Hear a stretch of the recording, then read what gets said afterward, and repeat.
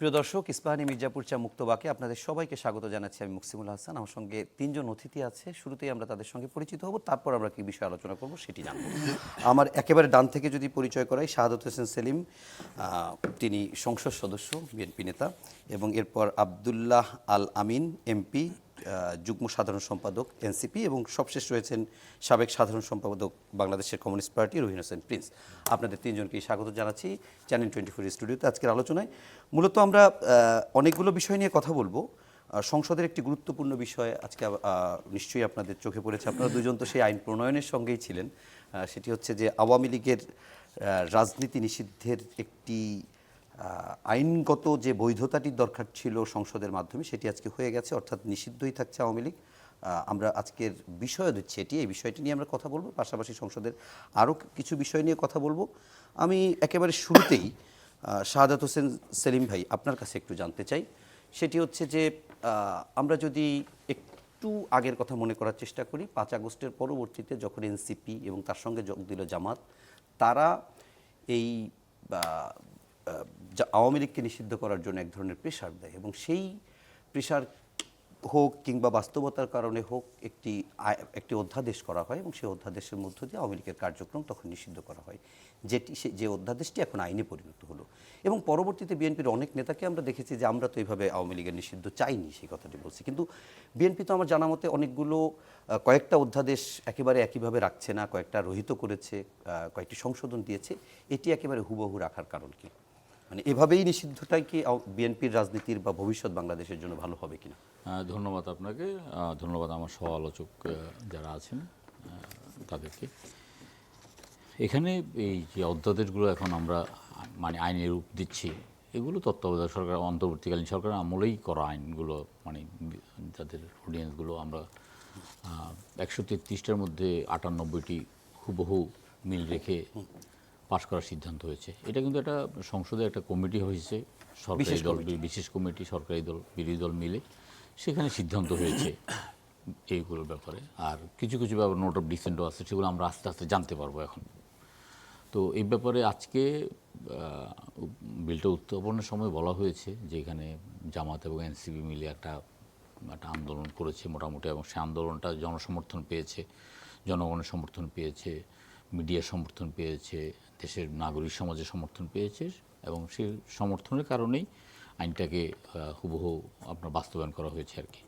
এখন দেখুন, আওয়ামী লীগ যে অপরাধটা করেছে জুলাই আগস্ট মাসে এবং গত 15 বছর যাবৎ নির্যাতন নিপীড়নের যে একটা স্টিমরোলার চালিয়েছে পুরো জাতির উপরে, রাজনীতিটাকে একেবারেই কলুষিত করেছে, নির্বাচনের নামে একটা মহাকলঙ্কজনক গণতন্ত্রের জন্য অধ্যায় রচনা করেছে, সবগুলো মিলে বিশেষ করে আপনার এই যে আমাদের জুলাই আগস্টে যে আন্দোলনটা, এই আন্দোলনের প্রেক্ষিতে পাখির মতো আমাদেরকে ছাত্র জনতাকে গুলি করে হত্যা করেছে।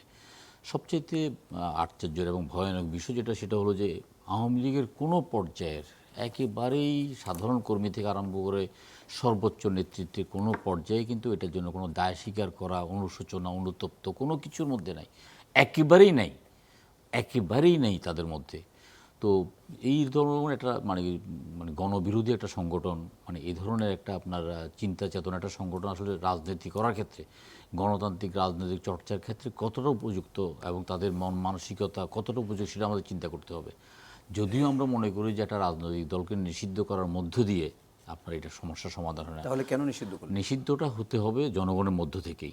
কিন্তু আপনার এখন তাদের মধ্যে যে ধরনের মানে চিন্তাভাবনা চলছে আওয়ামী লীগের মধ্যে, তারা যেভাবে আপনার একটা নৈরাজ্য সৃষ্টির চিন্তা করছে, যারা মাঝে মাঝে যারা যে হুমকি ধামকি দিচ্ছে, এটা গণতন্ত্রের জন্য অশনি সংকেত। এবং এটা এই যে জুলাই আগস্ট মাসে যে মানে শত শত শহীদ হয়েছেন, তাদের আত্মার প্রতি একটা অবমাননা, তাদের রক্তের দাগ এখনও শুকায়নি।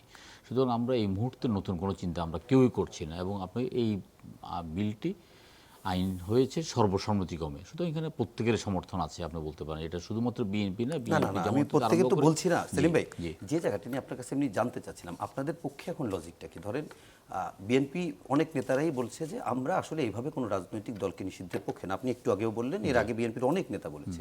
কিন্তু আপনি তো 2/3 মেজরিটি আপনার আছে, আপনি সংসদে অনেক কিছু, যেমন আমরা যতটুকু জানি সেটি আস্তে আস্তে আরও ক্লিয়ার হবে, যেমন গুমের ব্যাপারে যে আইনটি, মানবাধিকার যে আইনটি, এরকম অনেক আইনের ক্ষেত্রেই বিএনপি সেইগুলোকে কোনোটা রহিত করছে, কোনোটা একেবারেই আনবে না।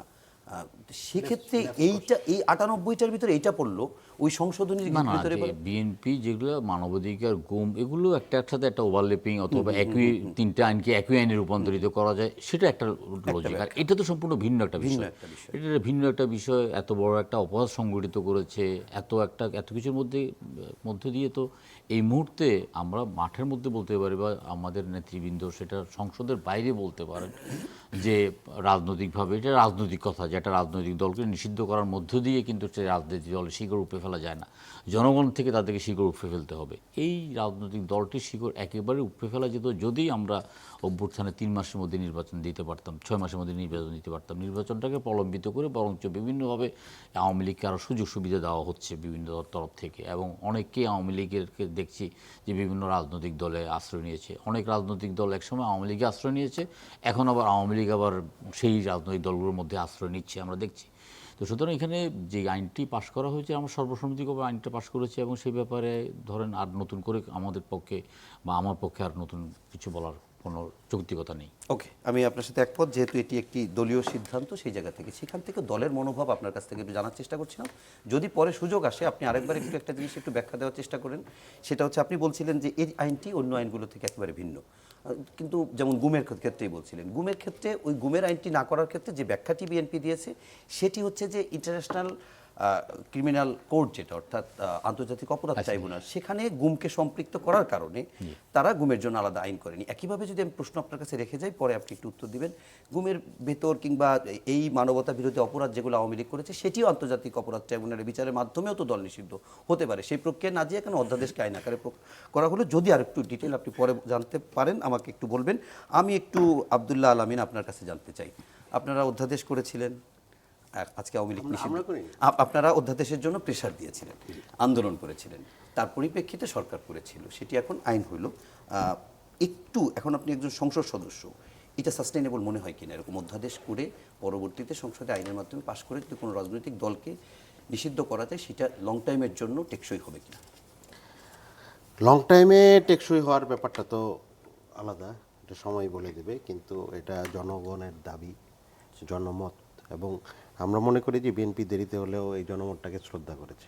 সরি টু সে, যারা ক্ষমতায় যায়, যারা রাজনীতি করে, সবাই জনগণের কথাই বলে যে এটা জনদাবি, এটা না না জনগণ না চাচ্ছে। না না, ইন্টারেস্টিং জিনিস কি দেখেন, যারা এখন ক্ষমতায় আছে 2/3 মেজরিটি নিয়ে, তারা কিন্তু যখন নিষিদ্ধের আন্দোলন হয়েছে, হাসনাত আব্দুল্লাহ মাঠে নেমে গেছে, এনসিপি, এরপরে জামাত ইসলাম, অন্যান্য দলগুলো সংহতি জানিয়েছে, কিন্তু বিএনপি কিন্তু ইন্টারেস্টিংলি তখন নামে নেই। এবং আপনিই বলতেছিলেন যে তারা কিন্তু বক্তব্য দিয়েছে যে এই প্রক্রিয়া তারা চায় না, কিন্তু আজকে এসে সালাউদ্দিন সাহেব কিন্তু আইনটা পাশের সময় বলেছে যে একটা জনমত ক্রিয়েট হয়েছে, আমরা এটার প্রতি সম্মান জানাচ্ছি।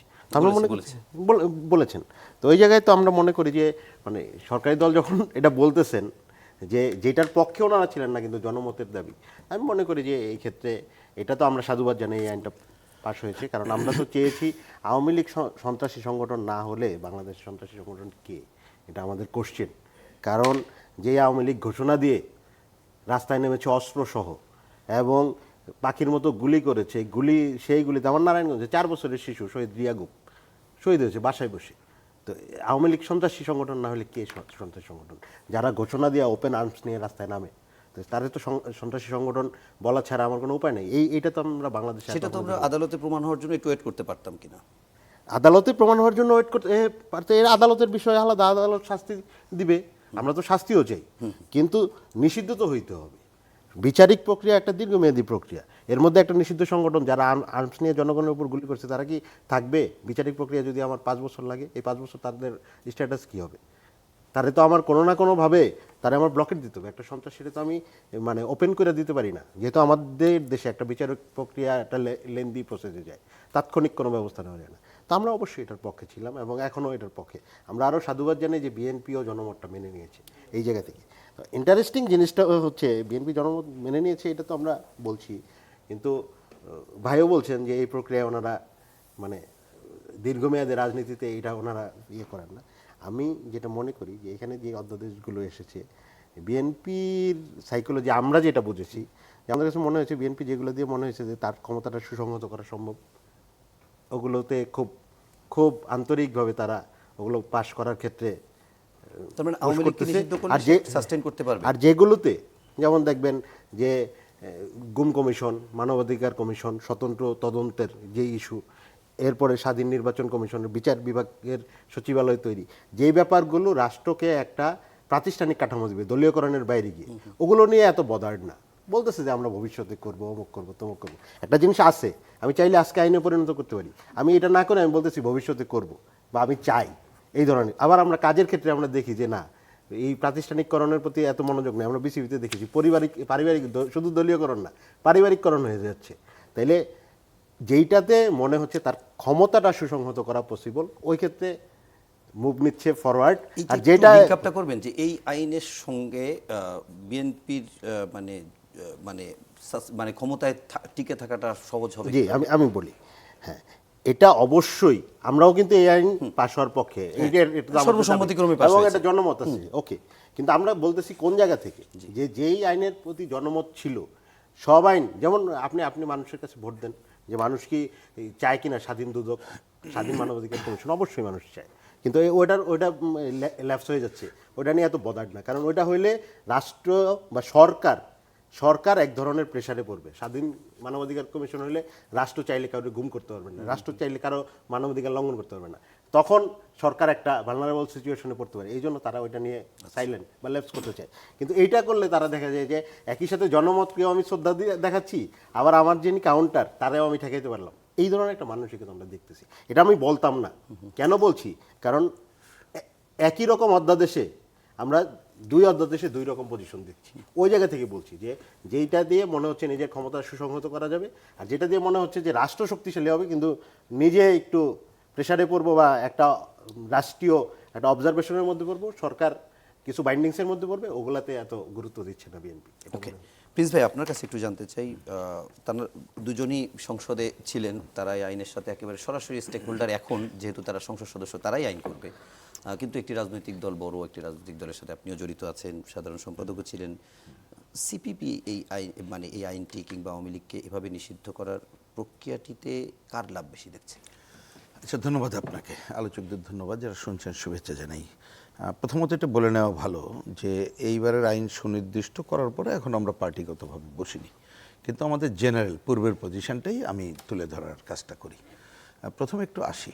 জি, দেখেন, আমরা তো এই যে গণঅভ্যুত্থানটা সংগঠিত হলো এত রক্তদানের মধ্য দিয়ে, তা তো অবশ্যই এই ঘটনার সাথে যারা জড়িত ছিল, নেপথ্যের নায়ক যারা, সেই হত্যাকাণ্ডের, হত্যাযজ্ঞের বিচার তো জরুরি। এইটাই তো এক নম্বর বক্তব্য, এই ব্যাপারে তো কোনো দ্বিধাদ্বন্দ্ব নেই। বিচার সংস্কার এবং নির্বাচন, সেইটাকে অগ্রসর করে নিয়ে যেতে হবে, এটা গেলে এক।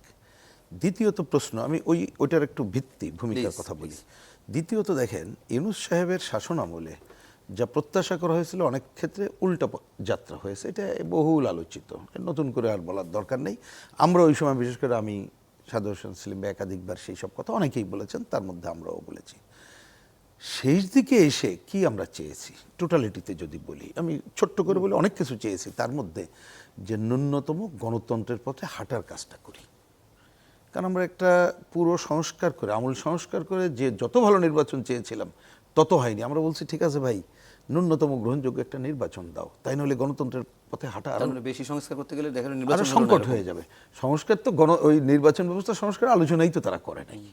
তারপরেও, এবং যার জন্য দেখেন, এই যে এখন বলতে বাধ্য হচ্ছি যে এই বিএনপি এবং বাইরে ওনারা সবাই মিলে কিন্তু এই নির্বাচনকে তারাই বেশি প্রশ্নবিদ্ধ করেছে।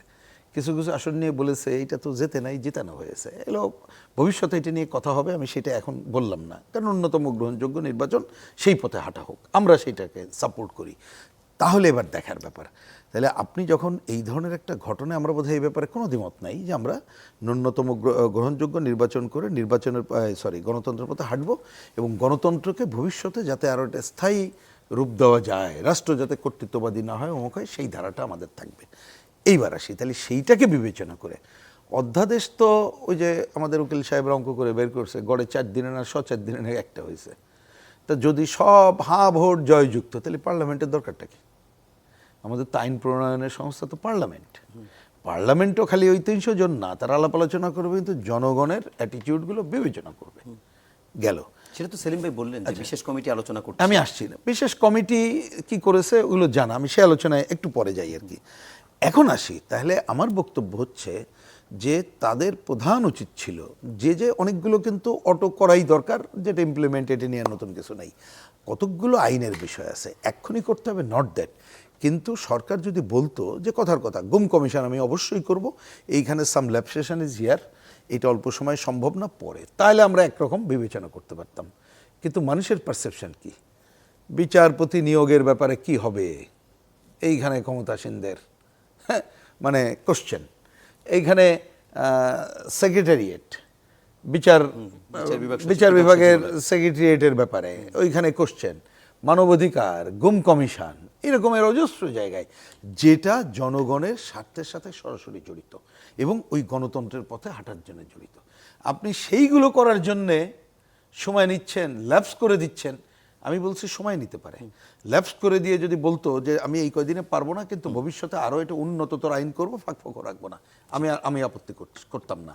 কিন্তু সেইটা করছেন না, আপনি অনেক কিছু বলেই করছেন, সেইটা গণতন্ত্রের পথে হাঁটার জন্য সংকটাপন্ন হচ্ছে কিনা এইটা বিবেচনা রাখেন। এই বিবেচনা থেকে যদি বলি, আমরা এক্ষেত্রে বিএনপির আমি বলবো অধিকাংশ নেতারা এবং অন্যরা মিলে এই ব্যাপারে বোধহয় একটা অটোঐক্য গড়ে উঠেছিল যে অবশ্যই যে কোনো সন্ত্রাসের বিচার করতে হবে এবং আইনগতভাবে যদি কোনো নির্দেশনা আসে সে আইনের নির্দেশনাগুলো আমরা বিবেচনা করব, কিন্তু নির্বাহী আদেশে কোনো রাজনৈতিক দল আমরা নিষিদ্ধ করার পক্ষে না। এখানে কিন্তু সেলিম ভাইও তার আইডিয়াতে বললেন যে নির্বাচন 3 মাসের মধ্যে হলে কি কি হতো কোনটা, তাহলে সেইটা তো আমাদের অবজেক্ট। সেই অবজেক্টের জায়গায় এসে আপনি আমি যদি শব্দটা বললাম কেন পরে ব্যাখ্যা দিচ্ছি, শুধুমাত্র ওই ধরনের আওয়ামী লীগের কর্মকাণ্ড নিষিদ্ধ করার জন্য এটা করে থাকেন, এইটা কোনো ভালো খবর না। জামাত ইসলাম বহল তবিয়তে রাজনীতি করছে, 71-এর গণহত্যাকারী, তাদের কোর্টের রায়ও তাদের ব্যাপারে অবজারভেশন আছে। তা আপনি মানুষের কাছে গণতন্ত্রের পথে যাত্রার জন্য কি সিগন্যাল দিচ্ছেন? এই সিগন্যাল মোটেই গ্রহণযোগ্য না। তার মানে আমাদের পজিশন, নির্বাহী আদেশে কোনো দল, আমি আওয়ামী লীগ বলছি না, কোনো দল, সে বিএনপি হোক, এনসিপি হোক, কমিউনিস্ট পার্টি হোক, আমরা নিষিদ্ধের বিরুদ্ধে না। কিন্তু যদি আইনের গতিধারা আমাদেরকে কোনো কথা বলে, অবশ্যই তখন আমরা কনসিডার করব। এ ব্যাপারে আমাদের কোনো দ্বিমতের জায়গা নেই। কিন্তু এই জায়গাটিতে আমার বিবেচনায় তারা আরও বিচার বিবেচনা করতে পারতেন। আমার শেষ কথা হচ্ছে আমরা দেখার পক্ষে এই জন্য আপনি আইনে দেখবেন, আইনে আমি যদি ভুল করি আপনারা আমাকে শুধরাই দেবেন, ওইখানে তো আর পরিষ্কার বলা নেই এই আইনে আওয়ামী লীগ নিষিদ্ধ করলাম। ওইখানে বলা হচ্ছে হত্যাকারী এবং তার সত্তা, সংজ্ঞায়ন করা হয়েছে, সত্তার জায়গাটা আছে। এখন আমি অপেক্ষা করতে চাই তারা, মানে এই যেটা করলো তারা, এইটার ইন্টারপ্রিটেশনে তারা কি করে, জামাত ইসলামের প্রশ্নে তারা কি ভূমিকা নেন, তারা অন্যান্য বিষয়ে কি ভূমিকা নেন, সামগ্রিকতায় ভূমিকা নেন কিনা, সেইটা দেখার পরে অন্য বিষয়ে কথা বলতে পারবো। কিন্তু আমি পরিষ্কার করে, আশা করি পরিষ্কার করতে পেরেছি, আমরা নির্বাহী আদেশে কোনো দল নিষিদ্ধ করার পক্ষে না, কিন্তু হত্যাযজ্ঞের বিচার অবশ্যই হতে হবে, আইন তার গতিতে চলবে, বিচার যদি কোনো অবজারভেশন দেয় তখন আমরা সেই কাজটা করতে পারবো। তাই না হলে কিন্তু গণতন্ত্রের পথে যাত্রার যে কথা বলছি সেইটা সংকটাপন্ন হতে পারে। আমি এই পাল্টে আরেকটা কথা তুলে রাখি, দেখেন এই আলোচনাটা অলরেডি চলে আসছে, যে 11-এর কথা আলোচনা হচ্ছে, জানা জিনিস, এবং এই কথা আমরা ওই সময় হয়তো অত স্পেস পাইনি, এই কথা আমি একাধিকবার বলার এখন চেষ্টা করছি। আর এই আমাদের এনসিপির ভাইরা তো তারাই ওপেন করে দিছে, ডিপ স্টেট নাকি ছিল, তারা নাকি কি কি চেয়েছিল, ওনারা নাকি সেটা দেন নাই। আমি বলেছি তাহলে ইউনূস সাহেবকে পরিষ্কার করতে হবে কি কি চেয়েছিল এবং কারা কারা জড়িত, এটা জানান। তার মানে যে ডিপ স্টেট, আমি আদার হ্যান্ড যদি বলি ওই যে 11-এর যে ধারাবাহিকতা, বিরাজনীতিকরণের ধারা, সেই গ্রুপ কিন্তু সক্রিয়। তারা যে কোনো অজুহাতে যে কোনো সময় যে কোনো সংকট তৈরি করতে পারে। সুতরাং আমি আশা করব এবং আহ্বান জানাবো, অনুরোধও করব, যেহেতু আমরা একটা এই সংকটের মধ্য দিয়ে একটা পার্লামেন্ট যতটুকু হোক না কেন গণতন্ত্রের পথে যে যাত্রার জন্য যেটা করেছি, এমন কিছু আশা করি তারা করবে না। আমি বলেছি পরের ইন্টারপ্রিটেশন এবং অন্য কাজে যা ওই ধরনের কোনো অপশক্তিকে, বিরাজনৈতিক শক্তিকে উৎসাহিত করে এবং দেশকে নতুন ধরনের একটা সংকটে ফেলতে পারে। ওকে, আমরা একটা বিরতি নিয়ে আসবো, তারপর আরও বেশ কিছু বিষয় সেগুলো নিয়ে আলোচনা করব। দর্শক, ইস্পাহানী মির্জাপুর চা মুক্ত বাকে এ পর্যায়ে নিচ্ছি ছোট্ট একটি বিরতি, সঙ্গেই থাকুন, ফিরছি একটু পরেই।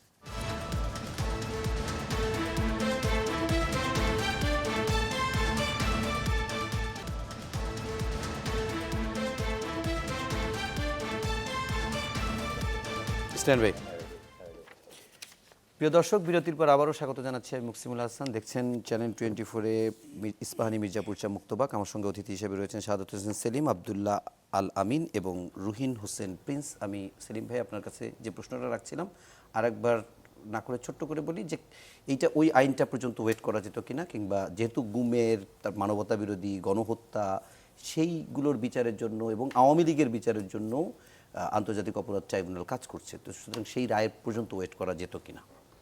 না, এখানে দেখুন, এখানে তো আরেকটু সাথে আরেকটা বিষয় বলে রাখি, সেটা হচ্ছে ট্রুথ অ্যান্ড রিকনসিলিয়েশনের কথাও বলা হচ্ছিল, সেই প্রক্রিয়ায় হাঁটলেন না নাকি? যেটা আগেই বলছেন যে তারা দায় স্বীকার করতে চায় না।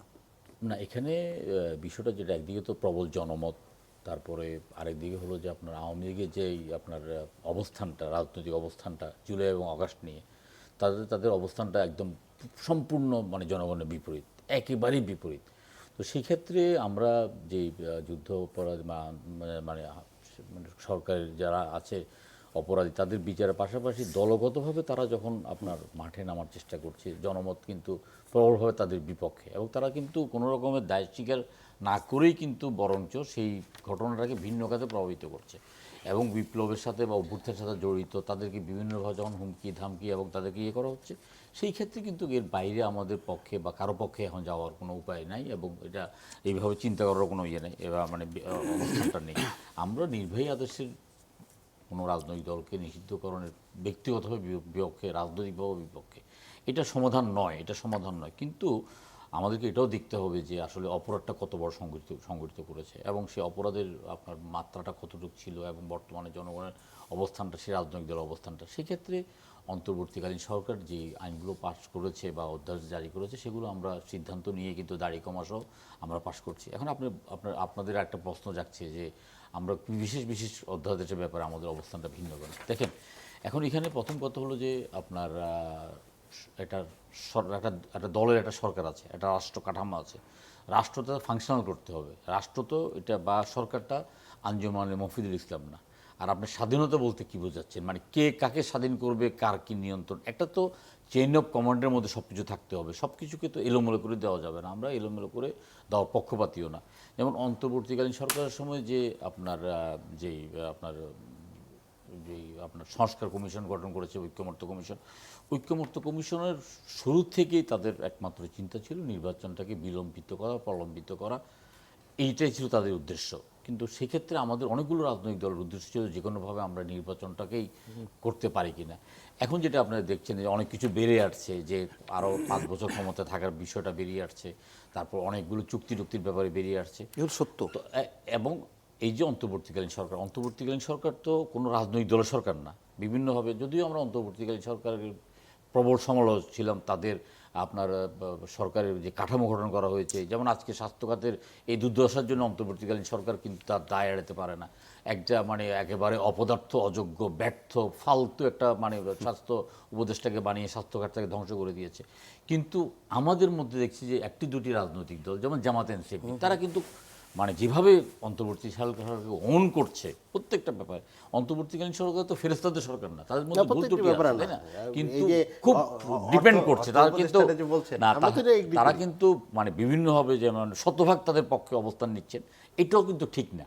এটা অন্তর্বর্তী সরকারের ভুল ত্রুটি থাকতে পারে, আমরা এটার দিকেও আমাদেরকে নজর দিতে হবে। যে অধ্যাদেশগুলো তারা ইয়ে করেছে, কিছু কিছু ক্ষেত্রে অপ্রয়োজনীয় অনেকগুলো কাজ করেছে। অন্তর্বর্তীকালীন সরকারের কাজ নয় যে চট্টগ্রাম বন্দরকে বিদেশি হাতে তুলে দিতেই হবে, মরণপণ একটা তারা চেষ্টা করেছে কিন্তু, এবং 11 দিনের মাথায় সুপারসনিক গতিতে চট্টগ্রাম বন্দরের মোহনাটাই বিদেশি হাতে তুলে দিয়েছে 35 বছরের জন্য, যেটা 5 বছরে সরকার বিনিয়োগ করলে অর্থ উঠে আসতো।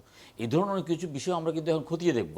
আমরা কিন্তু এসব বিষয়ে কিন্তু দায়ী ব্যক্তিদেরকে চিহ্নিত করব। আমরা এই যে অত্যাদেশগুলো মানে সবগুলো তো মানে এখানে হুবহু পাশ করার ব্যাপারটা রাজনৈতিক দল, আমরা তো জনগণের একটা ম্যান্ডেট নিয়েছি। জনগণের ম্যান্ডেটের প্রেক্ষিতে আমরা সরকার পরিচালনা করার ক্ষেত্রে, অবশ্যই সরকার পরিচালনা করার ক্ষেত্রে আমাদের অতীতের যে অভিজ্ঞতা, রাষ্ট্রকে আমরা দানবীয় রূপে আমরা দেখতে চাই না, কেউ দেখতে চাই না। আমাদের মনোজগতের মধ্যে একটা সংস্কার কাজ করছে, কিন্তু এটা প্রত্যেকের মধ্যে। আমরা তো নবীন এই মুহূর্তে সংসদ সদস্য, নবীন প্রবীণদের মধ্যে আড্ডার মধ্যে আমরা দেখতে পাই যে আসলে তাদের মধ্যে চোখে মুখে স্বপ্ন যে নতুন কিছু করার, আমরা নতুন কিছু করব, কিন্তু তাই বলে অন্তর্বর্তীকালীন সরকারের অনেক কাজের আমরা দায় কিন্তু নেব না। এটা স্পষ্ট। নতুন কিছু করবেন মানে এরকম এক্সাম্পল ধরেন একটা নতুন কিছু আমি আমার জায়গা থেকে যদি বলি যে নির্বাচনী ইশতেহার বিএনপির যেটা ছিল অনেকগুলো কাজ ভোটের কালি শুকানো বা মুছে যাওয়ার আগেই সেটি করেছে, কিন্তু কিছু কিছু ক্ষেত্রে ঢাকা বিশ্ববিদ্যালয়ের ভিসি নিয়োগ থেকে শুরু করে আপনার সবশেষ বাংলাদেশ ক্রিকেট বোর্ডের বাংলা বিসিবির যে একেবারে ডিরেক্টর বিসিবির নিয়োগ, সেখানে আবার বেশ সমালোচনার শিকার হচ্ছে, এগুলো আপনারা অ্যাড্রেস করছেন না, দেখুন আপনার এই নির্বাচনী ইশতেহারে কিন্তু বলা হয় নাই যে প্রধানমন্ত্রী কোনো প্রোটোকল নেবেন না। নির্বাচনী ইশতেহার কিন্তু বলা হয়নি যে প্রধানমন্ত্রীর জন্য রাস্তা বন্ধ মানে রাস্তা চালু করে করবেন না, কিন্তু এগুলো কিন্তু করছেন, এবং একটা পরিবর্তন অ্যাপ্রিশিয়েট হচ্ছে। কিন্তু আমি যেটা বলছি এগুলো আমি আপনাদের বলছি জি আপনি দেখছেন যে জিনিসটা জি, জি, মানে জি, সদিচ্ছাটা একদম দৃশ্যমান দিচ্ছেন। আপনার ফ্যামিলি কার্ড সহ যে ইশতেহার এগুলো আপনি দেখছেন যে নৌকার কাজ না সবের আগে করছে। এখন যে সরকারকে মানে পরিচালনা করার ক্ষেত্রে অতীতে যদি আপনি অন্তর্বর্তীকালীন সরকারের কাজ ছিল না যে শুধুমাত্র একটা বিশেষ রাজনৈতিক দলের বিভিন্ন সমর্থকদের বিভিন্ন জায়গায় বসানো, তারা কিন্তু সেটা করেছে। এবং সেক্ষেত্রে কিন্তু বিএনপি যেটা করছে সেটা বিএনপি হয়তো তাদের সমর্থকদেরকে অথবা মানে এই মুহূর্তে তো রাজনৈতিকভাবে তো বিএনপি যে অবস্থানে আছে সেক্ষেত্রে তাদের কিছু নিয়োগ অবশ্যই তাদের হতে পারে, এটা হচ্ছে, কিন্তু আমাদের একটা চেষ্টাও থাকবে ভবিষ্যতে এইগুলো যতটা এড়ানো যায় আমরা চেষ্টা করছি, আমাদের মধ্যে একটা ইয়ে আছে। এবং আপনারা যে ক্রিকেট কন্ট্রোল বোর্ডের কথা বলেন, এটা খুব অন্তর্বর্তীকালীন সময়ের জন্য সম্ভবত করা হয়েছে, এই ব্যাপারে আমি খুব বেশি কোনো বক্তব্য দিতে চাই না। তবে আমরা মনে করি যে আসলে আমাদেরকে অতীত থেকে শিক্ষা নিতে হবে এবং আমাদের কিন্তু সামনের কিছু কাজ করতে হবে। আপনার দলীয়করণ, তারপরে আপনার রাষ্ট্রযন্ত্রকে সম্পূর্ণ গ্রাসকরণ, তারপরে একদম পাঁচাটা একটা প্রশাসন তৈরিকরণ, এগুলো কোনো কিছুই কিন্তু একটা সরকারি দলের একটা রাজনৈতিক দলের জন্য কোনো কার্যকর কোনো ব্যবস্থা নয়। আপনি পরিপূর্ণ আমলার উপর নির্ভর করে আপনি রাষ্ট্র পরিচালনা করতে পারবেন না। পরিপূর্ণ আপনি আমলাতন্ত্রের কাছে আত্মসমর্পণ করেও আপনি সরকার চালাতে পারবেন না। সরকার চালাতে হলে আপনাকে কিন্তু আপনার নিজস্ব কিন্তু একটা দৃষ্টিভঙ্গি এবং নিজস্ব একটা সমর্থক গোষ্ঠী নিয়ে করতে হবে। তো সুতরাং সেইভাবে কিন্তু আমরা আগাচ্ছি। আমার মনে হয় আমি আপনাকে ব্যাখ্যাটা দিতে পেরেছেন। ব্যাখ্যার পরিপ্রেক্ষিতে আমার একটা প্রশ্ন তৈরি হচ্ছে, আপনি পরের বার যদি উত্তর দেন আমি খুশি হব। সেটি হচ্ছে বলেছেন যে অন্তর্বর্তী সরকার একটি বিশেষ দলকে সুবিধা দিয়েছে বা তাদের কথাই শুনেছে, সেই বিশেষ দলটা কি বিএনপি? না, সেই বিশেষ দলটা তো বিএনপি নয়, কারণ বিএনপি তো অন্তর্বর্তীকালীন সরকারের না, যেহেতু অন্তর্বর্তী সরকারের একজন উপদেষ্টা আপনাদের ক্যাবিনেটের মন্ত্রী, সেজন্য আমি প্রশ্নটি করলাম। না, অন্তর্বর্তীকালীন সরকারের ক্যাবিনেটের মন্ত্রী সে ব্যাপারটা আলাদা, কিন্তু অন্তর্বর্তী সরকারের সমস্ত বিষয়টাকে আর যেটা আমাদের প্রকাশ্যে জামাত এবং এনসিপি সমর্থন করছে, এটা জনমতের মধ্যেই প্রতিফলিত হচ্ছে, এটা মিডিয়ার মাধ্যমে আমরা গতকাল সংসদে আপনাদের দলের একজন সংসদ সদস্য তিনি বলেছেন, সম্ভবত গাজীপুরের মুজিবুর রহমান নাম, তিনি বলেছেন যে অন্তর্বর্তী সরকারের মানে এই যে গণ অভ্যুত্থানের যে ট্রফিটা সেটা ডক্টর ইউনূস তারেক রহমানের কাছে লন্ডনে যে দিয়ে আসছে, এই ট্রফিটাও তাদের বিজয়, এর আগের অভ্যুত্থানের ট্রফিগুলোও বিএনপি পেয়েছে, তাহলে সেইটা কি হিসেবে ধরবো? আপনি ফলাফল ভালো পেলেন, আপনার অ্যাডভাইজার মন্ত্রী হলো, তাহলে আমি অন্য দলকে বললে জিতলেন আপনি নির্বাচনে, ট্রফি নিলেন বললেন, তারপরে অন্য দল আসলে হয়ে কাজ করছে, এটা বিশ্বাস কেন করব? না, আপনার এটা গাজীপুরের না, আমাদের স্থানীয় সরকার প্রতিমন্ত্রী বলেছেন যে আপনার 3টা ট্রফি আমাদের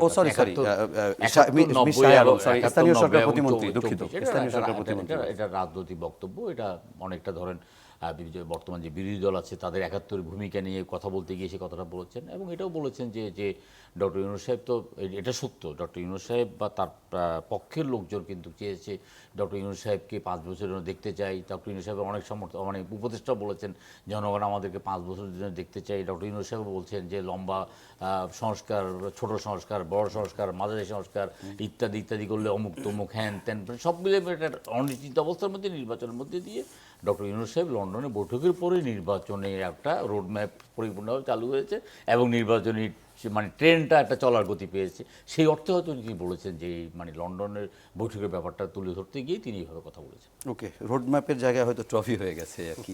যাই হোক, আমি একটু আপনার কাছে যে বিষয়টা একটু জানতে চাইলাম সেটা হচ্ছে যে আজকে যে 13টি বিল সংসদে উত্থাপিত হয়েছে, পাশ হয়েছে, সেগুলো তো পরবর্তীতে আইন হবে, তার ভিতরে একটি আছে হচ্ছে জুলাই অভ্যুত্থান সুরক্ষা ও দায় নির্ধারণ আইন 2026।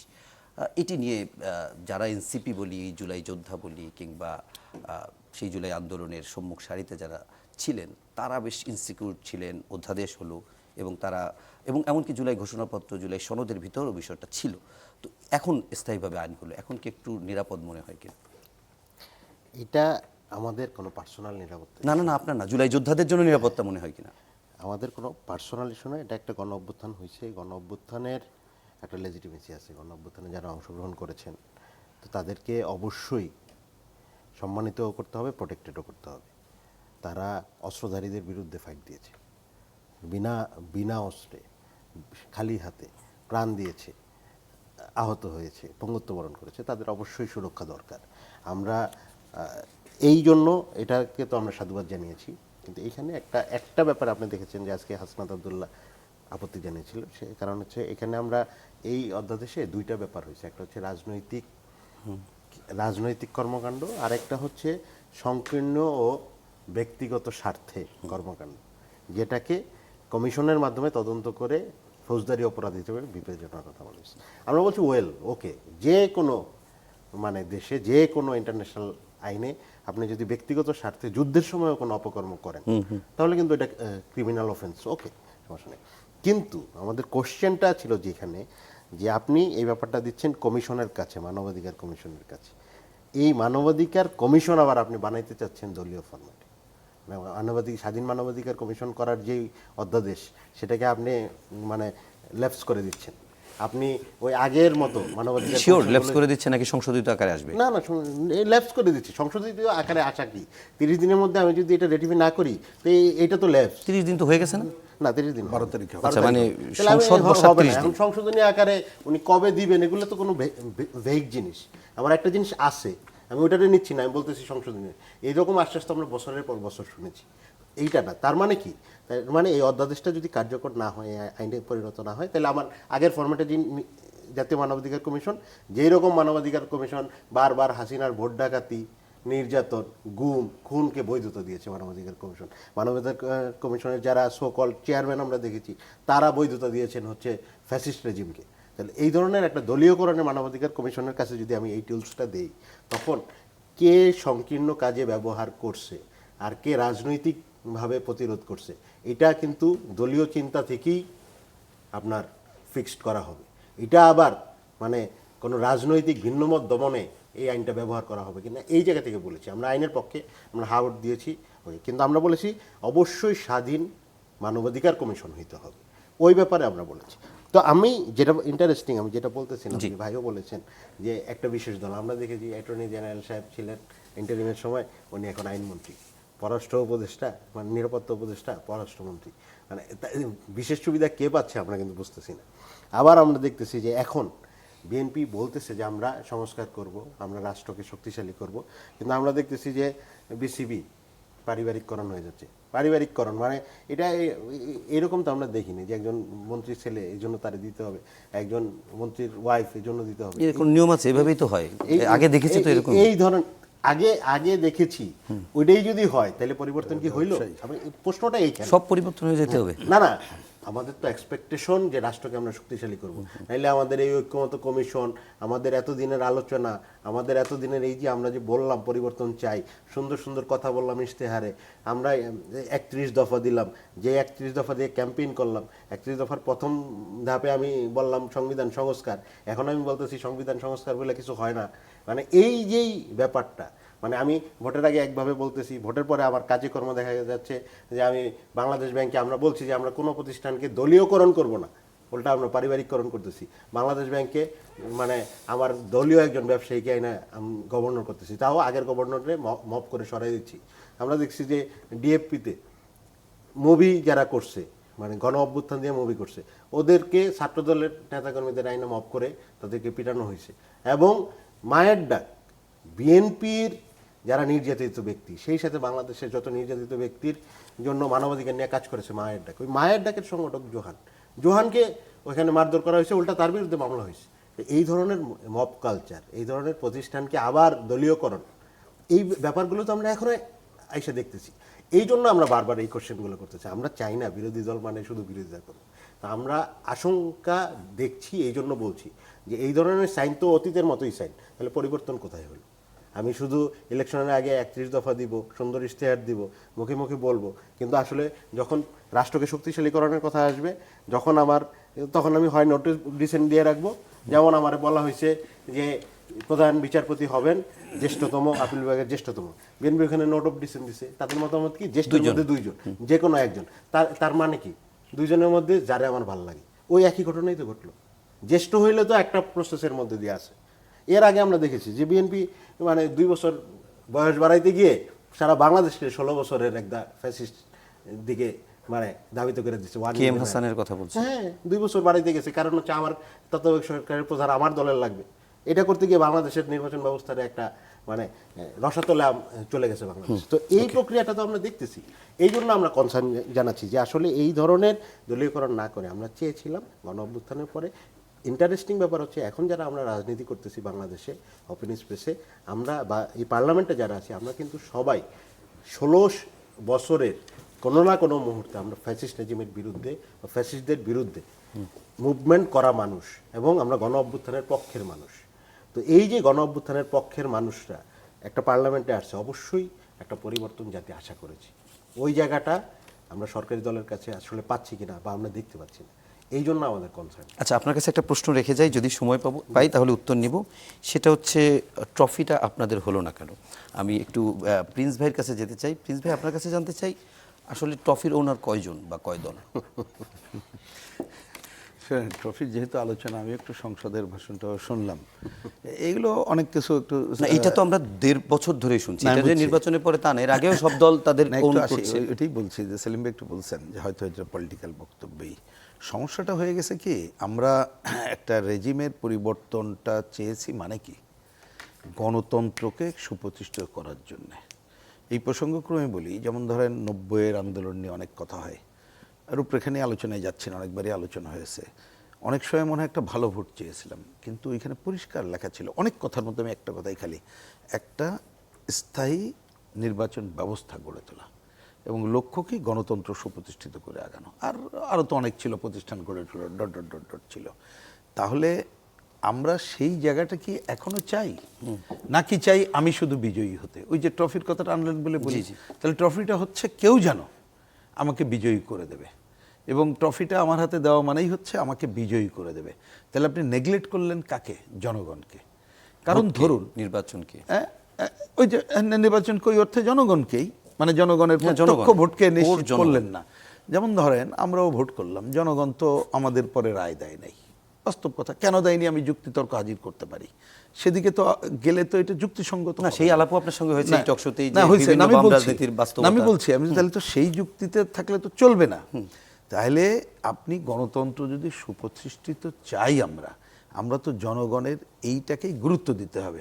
এখন আমি যদি মনে করি ওই যে কি বলে ডিপ স্টেট, তার সাথে লবি করে অমুক করে তমুক করে আমি এই জায়গায় যাব, এবং আমার কাছে ক্ষমতাটাই প্রধান। ক্ষমতা তো বটেই, রাজনৈতিক দল করে ক্ষমতায় যেতে চাই, কিন্তু তার নীতিনিষ্ঠ পজিশন না রাখলে আপনি যে অঙ্গীকার জনগণের কাছে করবেন ওইটা কিন্তু আপনি রক্ষা করতে পারবেন না।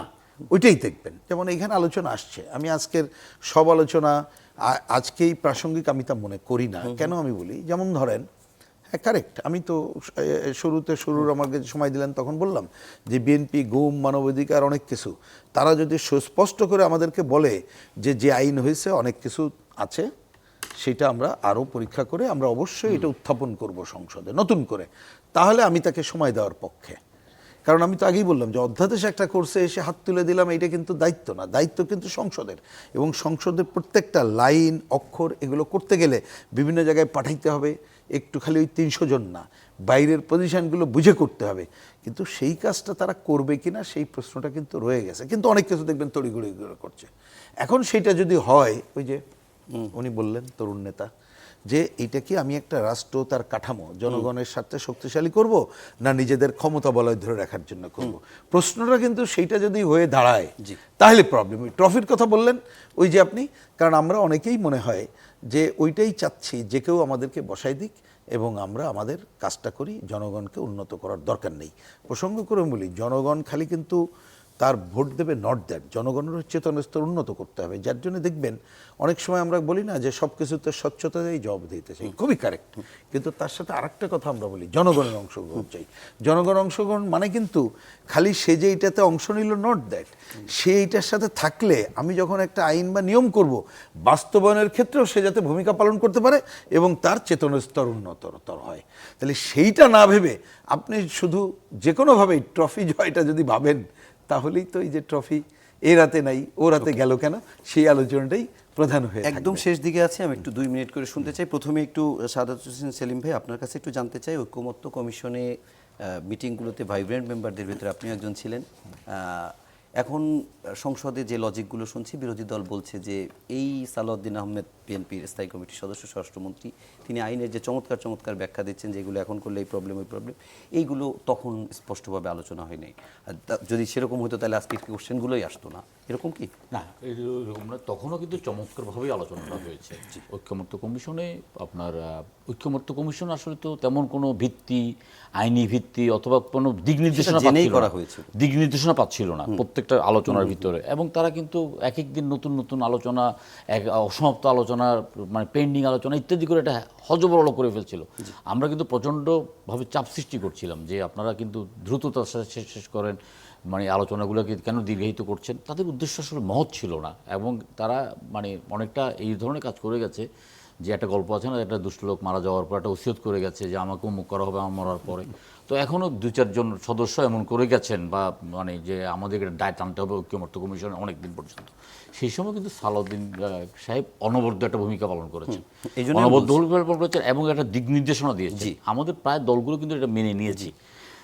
আপনার এই যে প্রধান বিচারপতি নিয়োগের ক্ষেত্রে রাষ্ট্রপতির জন্য কোনো সুনির্দিষ্টই ছিল না, চাইলে যে কোনো একজন বিচারপতিকে তিনি প্রধান বিচারপতি করতে পারতেন। তাহলে আমরা বলেছি যে 2 জন বিচারপতি, সিনিয়র বিচারপতি তো অবশ্যই, কিন্তু কোনো কারণে তার বিরুদ্ধে যদি কোনো অসদাচরণ বা কোনো অভিযোগ উত্থাপিত হয়ে থাকে তাহলে একটা অপশন রাখার জন্য আইনি প্রক্রিয়াগুলো যে এটা হইলে এইটা সমস্যা হবে, এটা এখন আমরা করতে পারবো না, গণভোট অবৈধ, এই যে প্রসঙ্গগুলো আসছে, না এই কথাগুলো কিন্তু ঐক্যমত্য কমিশনও বলা হয়েছে, এবং ঐক্যমত্য কমিশনও কিন্তু আপনার নোট অফ ডিসেন্ট দেওয়া হয়েছে। তাহলে গণভোট, আমি বলি গণভোটের ব্যাপারটা এইটা কিভাবে বাস্তবায়ন করা হবে, কিভাবে না হবে সেরকম কোনো দিশা পাচ্ছিল না কেউ। এখন প্রিন্স ব্যাস প্রত্যেক দিনে উনি ছিলেন, দিশা পাচ্ছিল না। তখন কিন্তু বলা হয়েছে যে গণভোট তো সংবিধানে নাই, জি, তাই গণভোট করা যাবে না। আবার সংবিধানে এটাও নাই যে জন আকাঙ্ক্ষার প্রেক্ষিতে গণভোট করা যাবে না, এটাও নাই। তাহলে আমরা একটা গণভোট দিয়ে দেখতে পারি, একটা গণভোট করতে পারি।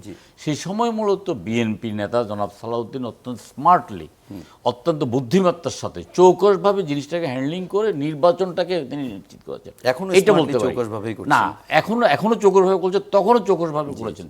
এবং নির্বাচন সেই সময় কিন্তু যদি গণভোটের প্রশ্নে ঐক্যমত্য কমিশনের বিভিন্ন কথা যদি কোনো রকম অচলাবস্থা সৃষ্টি হতো, আদৌ নির্বাচনটা হতো কিনা সেখানে সন্দেহ ছিল। সুতরাং আমাদের প্রত্যেকের মাথা ছিল নির্বাচন, একটা অনির্বাচিত সরকার, একটা অপদার্থ সরকার, একটা একদম মানে অনেকটা গণবিরোধী আকারে চরিত্রের আকারে সরকার যে আপনার মানে চিন্তা চেতনার মধ্যে দিয়ে, তাহলে এখান থেকে আমরা একটা জনগণের সরকার কায়েম করতে হবে। সেই ক্ষেত্রে আমরা অনেক কিছু সেই সময় আমরা করেছি। এখন আমরা যেমন প্রিন্স ভাইকে আমরা আশ্বস্ত করতে চাই যে কমিশন এগুলো অধিকতর যাচাই বাছাই করে অবশ্যই এগুলো একেবারেই বাতিল করা হবে না, এগুলো একেবারেই গুম করে দেওয়া হবে না, এগুলো কিন্তু পুনরুজ্জীবন করা হবে, অধিকতর সংস্কার করা হবে, অধিকতর আইন কানুনটাকে আরও দেখে শুনে আমরা আরও নিশ্চিতভাবে আমরা এগুলো পাশ করব। ওকে, অনেক ধন্যবাদ সাদাত হোসেন সেলিম। আব্দুল্লাহ আলামিন, আপনার কাছে যে প্রশ্নটি করেই গেছিলাম আরেকবার মনে করিয়ে দিই, ট্রফিটা কেন আপনাদের হলো না, বা আপনারা কি মনে করেন ট্রফি আপনাদের হয়েছে? না, ট্রফি আমরা আমাদের করতেও চাই না। ট্রফি জনগণের, যে কোনো আবার জনগণের কাছে না, যে কোনো জনগণের সংগ্রাম, এটা তো কোনো দলের সংগ্রাম না। গণ অভ্যুত্থান কি শুধু এনসিপি না, কোনো দলের না, সব দলই এটা বলছে। হ্যাঁ, গণ অভ্যুত্থানকে আমি যদি দলীয় ট্রফির জায়গায় নিয়ে যাই তাহলে তো আমি সংকীর্ণ জায়গায় নিয়ে গেলাম। এই কারণে আমি মানে ক্ষমতারে ফোকাস করতে চাচ্ছি, জনগণের পাওয়ার, রাষ্ট্রের এম্পাওয়ারমেন্টের ক্ষমতা। এই যে মাইন্ডসেটটাই কি আমার দলের কাছে সব কিছু থাকতে হবে, এই মাইন্ডসেটটারই আমরা বিরোধী। আমরা তো বলতেছি না যে আমার 24-এর ট্রফি দিয়ে দাও, আমরা বলছি যে হ্যাঁ আমরা গণ অভ্যুত্থানকে ধারণ করি এটা, কিন্তু গণ অভ্যুত্থান তো সবার, ভাইরা নির্যাতন স্বীকার করছে না, মাঠে নামে নাই, তো অবশ্যই বিএনপি ছিল, এই গণ অভ্যুত্থানে জামাত ছিল, বাম সংগঠনগুলো ছিল, ধর্মীয় সংগঠনগুলো ছিল, সবাই, সাধারণ ছাত্র জন সবাই ছিল, এটাতে তো কোনো পকেট করার কিছু নাই। না, একটু এই জন্য বলি, ওটা ট্রফি packet নেওয়ার যে করছেন। মানসিকতা, এটাকে আমরা মনে করি যে জনগণের যেই সংগ্রাম সেটাকে ছোট করা বা অবজ্ঞা করার মাধ্যমে দলীয়করণের একটা। আচ্ছা, আমি একটু আপনাকে বুঝাই বলি, সেটা হচ্ছে ট্রফিটাকে আমি অভ্যুত্থানকে ধরলাম না, আমি ট্রফিকে ধরলাম এর বিজয়টা, ট্রফিকে ধরলাম নির্বাচনের রেজাল্টটা পক্ষে আসা, ট্রফিটা ধরলাম রাষ্ট্র পরিচালনার দায়িত্ব পাওয়া। সেইটাকে যদি ধরি তাহলে কোনো দুর্বলতা না থাকলে কোনো রাজনৈতিক দলের সাথে মিলে কেন আপনাদের জোট করতে হলো? আমি আরও স্পষ্ট করি, আপনারা জামাতের সাথে জোট করছেন, হয়তো বিএনপির সাথেও করতেন, একটা দলের সাথে তো করতে হবে, জামাতের সাথে করছেন, সেটা আমার প্রশ্ন বিএনপির সাথে করলেও থাকতো, আপনার আরেক দলের সাথে যেতে হলো কেন? আপনাদের নতুন প্রজন্মের জেনজিদের একটা প্রচণ্ড মানে বিশ্বাস বলি, ভালোবাসা বলি, আপনাদের প্রতি একটা স্বপ্ন তো ছিল, এটা কি অস্বীকার করবেন? না, এটা অস্বীকার করতে চাই না। আমরা হ্যাঁ, আমরা একক ইলেকশন করতে পারতাম, আমাদের দলের মধ্যে এই মতামত ছিল, কিন্তু আমাদের মনে হয়েছে যে আমাদের একটা নির্বাচনী জোট করা দরকার। এটার একটা কারণও আছে, কারণ আমরা দেখেছি যে শেষ পর্যায়ে এসে মানে সংস্কারের প্রশ্নে আমরা বারবার বলেছি যে ইলেকশন দরকার হলে ডিসেম্বরে দেন, কোনো সমস্যা নেই, কিন্তু স্পষ্ট হতে হবে হচ্ছে সংস্কারের রোডম্যাপ। আমাদের পজিশন ছিল এটা। ইন্টারিম কী করছে এটা তো ইন্টারিম জবাব দিই, তো ইন্টারিমের মন্ত্রী উপদেষ্টা ওনাদের মন্ত্রী, ওনারা জবাব দিবে। ইন্টারিম সবাই তো সাপোর্ট দিচ্ছে, হ্যাঁ, সবাই সাপোর্ট দিচ্ছে, কোনো দল তো কিন্তু বলতে পারবে না কিন্তু support দিই। আমরা কি বলছি, আপনার ইলেকশন দরকার হলে আপনি আগান, কোনো সমস্যা নেই, এটা আমাদের অফিসিয়াল বক্তব্য ছিল প্রেস ব্রিফিংয়ে, কিন্তু রোডম্যাপটা ক্লিয়ার করতে হবে। তো ওই রোডম্যাপটা ক্লিয়ার করার জন্য আমরা ফোকাস করেছি। তো আমাদের মূল ফোকাসটা ছিল হচ্ছে যাতে আমরা এই যে এত মানুষ রক্ত দিয়েছে, এত মানুষ জীবন দিয়েছে, এটা যাতে বারবার যাতে এরকম হয় না হয় যে আবার 20 বছর পরে এরকম আবার কোনো ফ্যাসিস্ট কাঠামো তৈরি হলো, আবার রক্ত দিতে হলো। বাংলাদেশের মানুষ কতবার রক্ত দিবে আর পিছনের দিকে যাবে? আমার তো আবার আজকে 90 থেকে শুরু করতে হচ্ছে, তাহলে আমি যদি 30 বছর পরে এসে আবার 90 থেকে শুরু করি, আবার 50 বছর এসে 71 থেকে শুরু করি, প্রত্যেকটা মহান অর্জন আমার সামনে আগাবে, কিন্তু মহান অর্জনের পরে আমি যদি আমার রাজনৈতিক দলীয়করণ করতে গিয়ে মহান অর্জনকে প্রশ্নবিদ্ধ করি, আমার দেশটাকে পিছনের দিকে নিয়ে যাই, আবার আমার পিছন থেকে শুরু করতে হয়, তাহলে আমরা নেশন হিসেবে কীভাবে আগাবো? আমাদের জেনারেশন চায় নতুন করে আগাইতে, এবং আমরা একটা কোশ্চেনে আমাদের জোটটা করেছি। আমাদের শেষ মুহূর্তে এসে মনে হয়েছে বিএনপি যেই বেসিক জায়গায় নোট অফ ডিসেন্ট দিয়েছে, বেসিক জায়গায় বিএনপি আসলে পরিবর্তনটা ধারণ করে না, এইটা আমরা এখন প্র্যাকটিক্যালিও দেখতেছি। তো এই জন্য আমাদের মনে হয়েছে না, একটা গুণগত পরিবর্তন দরকার। ওকে, এমনও হতে পারতো তো যে আপনারা বিএনপির সঙ্গে জোট করলে হয়তো এখন যত আইনের মারপ্যাচ ধরা হচ্ছে এগুলো না ধরে সব বাস্তবায়ন করে দেওয়া হইতেও তো পারে, আমি জানি না। যাই হোক, আমি রহিন হোসেন প্রিন্স ভাইয়ের কাছে একদম সবশেষ জানতে চাই, আপনিও শুধু সাদাত হোসেন সেলিম ভাই না, আপনিও জাতীয় ঐকমত্য কমিশনের একজন ভাইব্রেন্ট মেম্বার ছিলেন, এবং আমি ঐকমত্য কমিশনের অলমোস্ট সবগুলো আলোচনায় ফলো করেছি। সেই আমি জামাত কি বললো, এনসিপি কি বললো, সেই আলোচনায় না যাই, মনে হয় কি অনেক নতুন যুক্তি পাচ্ছি সংসদে এখন? না, একটা হচ্ছে যে কিছু তো বটেই, এই আলোচনাগুলো এখানে হইতে পারতো কিনা? পারতো, কিন্তু আমি একটা কথা বলি প্লিজ, যে যেহেতু ভেতরে ছিলামই তো, ওইখানে কিন্তু ওই ধরনের সব কিছুর স্পেস ছিল না, এটা আবার বুঝতে হবে। যেমন ধরুন একটা উদাহরণ দেই, এই আপনি ভালো হয়, এখন তো সময় কম, এইটা নিয়ে যদি একদিন আলোচনা করেন বা আমরা অনস্টেনিকভাবেও ওইটা একটা গবেষণার ব্যাপার হইতে পারে, প্রসঙ্গক্রমে বলি। ধরেন তারা একটা ডাউস বই লিখলো, তার মধ্যে বাছাই কিছু কথা আনলো, এবং ওইখানে যে কয়জনকে বসাইলো, এই সংস্কার কমিশন, সংবিধান, নির্বাচন কমিশন, আইন কমিশন, 3 জনের 3 মত, তাদেরই 3 জনের ঐক্যমত্য নেই, ওই 3 জন বসে আমাদের ঐক্যমত্য করতে আসছে, কিন্তু সময় নাই। আচ্ছা ঠিক আছে, এটা লিখে নিয়ে আসলো, দেখেন কত দুর্বলতা। লিখে নিয়ে আসলো, লিখে বললো আচ্ছা এটা একটু বলেন, আচ্ছা আমরা একটু যার দল বললাম, বলে আচ্ছা একটু বিরতির পর হঠাৎ করে আরেকটা কাগজ নিয়ে এসে বললেন এবার একটা দেন। আপনি কি করে করবেন? তাহলে সেই আলোচনায় ধরেন উদাহরণ দিই, ওইখানে তো আমিও গেছি, আমি দলের সব আলোচনা করতে পারি, আমি আমার মতো একটা বললাম, কিন্তু পরে তো জিনিসটাকে তো জেনে বুঝে করতে হবে, এটা কঠিন। যেমন উদাহরণ দিই, সালাউদ্দিন ভাইয়ের কথা বলি, হ্যাঁ উনি হয়তো জানা বুঝে, এবং বিশেষ করে একটা বড় দল হলে তার একটা ব্যাপার থাকে স্বাভাবিক। ধরেন একটা কোশ্চেন যখন উঠলো, আমি একটা অফহ্যান্ড বলি যে বিচার বিভাগ পৃথকীকরণ জেনারেলি আমরা সবাই একমত, উনিও কিন্তু দ্বিমত করলেন না, কিন্তু যেমন ওইখানে উনি বললেন যে সফটলি যে আচ্ছা ঠিক আছে এটা দ্বিমত নেই, কিন্তু এটা একটু লেখেন যে কোর্টের পরামর্শটা নেই। ঠিক এইভাবে আমি যদি ভুল করি সাহেদ সেলিম, তখন আবার কেন কোর্টের পরামর্শ? উনি বললেন যে দেখেন আগে একবার পৃথককরণ হয়েছিল, আমাদের কোর্টই তো বাতিল করে দিচ্ছে, তো একটু লিখলে অসুবিধে কি?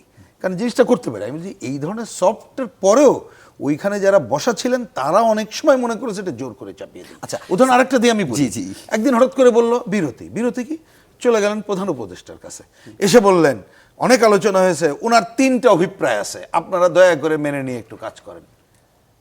আমি দায়িত্ব নিয়ে কথা বলছি, এটা ওই সময় প্রেস কনফারেন্সে বলছি। কোন 3টা শুনতে চাইলে আরো বিস্তারিত এখন বলতে সময় পারি, নেই, এখন থাকলে সময় নাই। শুনতাম। তা বলছি যে এই ধরনের ঘটনার পরে হয়তো এত আলোচনার স্পেস ছিল না, হয়তো বলছি, কিন্তু তারপরও এটা আমি দেখছি, যেমন ধরেন কথার কথা, আমি কেন ওইখানে তো আমি একমত হয়েছি যে 70 অনুচ্ছেদের বিষয়, একমত হয়েছি যে আমি অর্গানাইজেশন গড়ে তুলব, তাইলে বিএনপির ক্ষমতা শুরু করার সময়ই 70 অনুচ্ছেদ অনুমোদন হয়নি বলে সে কথাবার্তা কম কেন বলাবেন, প্র্যাকটিস কেন করবেন না? এখনো আইন হয়নি, কেন তো আমার তড়িঘড়ি করে এই কি বলে যে ওই যে ব্যাংকের গভর্নর এবং অন্য জায়গাগুলো দলীয় লোক নিয়োগ দিতে হবে, তাহলে সংগঠনটা কোথায় থাকলো? মানে এই জায়গাগুলো তারা যেভাবে করছে তাতে করে কিন্তু মানুষের মনে অনেক সময় প্রশ্ন আসছে যে ওইখানে যেটা বলছে এখানে তারা ব্যত্যয় ঘটাবে কিনা। অনেক অনেক ধন্যবাদ রুহিন হোসেন প্রিন্স, আব্দুল্লাহ আল আমিন এবং শাহাদাত হোসেন সেলিম এমপি, আপনাদের 3জনকেই, এবং সেই সাথে দর্শক আপনাদেরকেও ধন্যবাদ জানাচ্ছি কষ্ট করে রাত জেগে এতক্ষণ অনুষ্ঠান দেখার জন্য। সবাই ভালো থাকবেন, সুস্থ থাকবেন। আজকের মতো এ পর্যন্তই। শুভরাত্রি।